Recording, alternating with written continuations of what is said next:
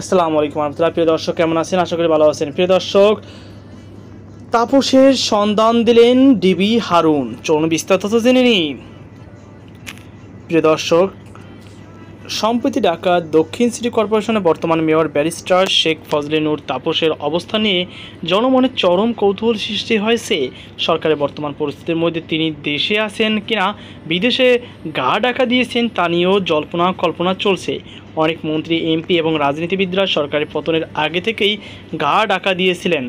কিছুদিন আগে এমন কিছু ব্যক্তিকে গ্রেপ্তার করা হলেও বেশিরভাগই আত্মগোপন করেছে এবং কেউ কেউ বিদেশে চলে গেছে। এর মধ্যে এখন সবচেয়ে বেশি আলোচনার বিষয় হয়ে দাঁড়িয়েছে শেখ ফজলে নূর তাপস কোথায় আছেন।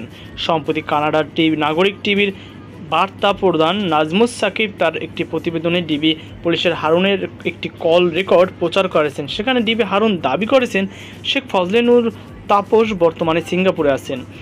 এই পরিস্থিতির মধ্যে শেখ ফজলুর রহমান তাপসের বিরুদ্ধে কিছু বিতর্কিত অভিযোগ রয়েছে। 15 বছর আগে পিলখানা বিদ্রোহ, রাজনীতি এবং সংশ্লিষ্ট ব্যক্তিদের দায়ী করার দাবি করেছেন মেজর শাকিলের ছেলে রাকিন আহমেদ। এছাড়া 2023 সাল থেকে তিনি 100 কোটি টাকা মানহানি মামলা করেছেন।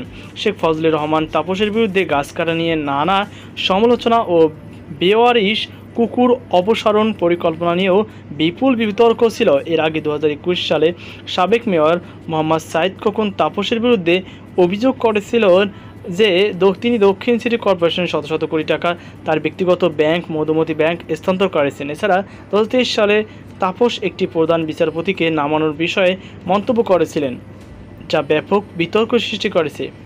এসব বিতর্কের মধ্যেই তাপসের অবস্থান এবং তার ভবিষ্যৎ নিয়ে রাজনৈতিক মহলে নানা আলোচনা চলছে।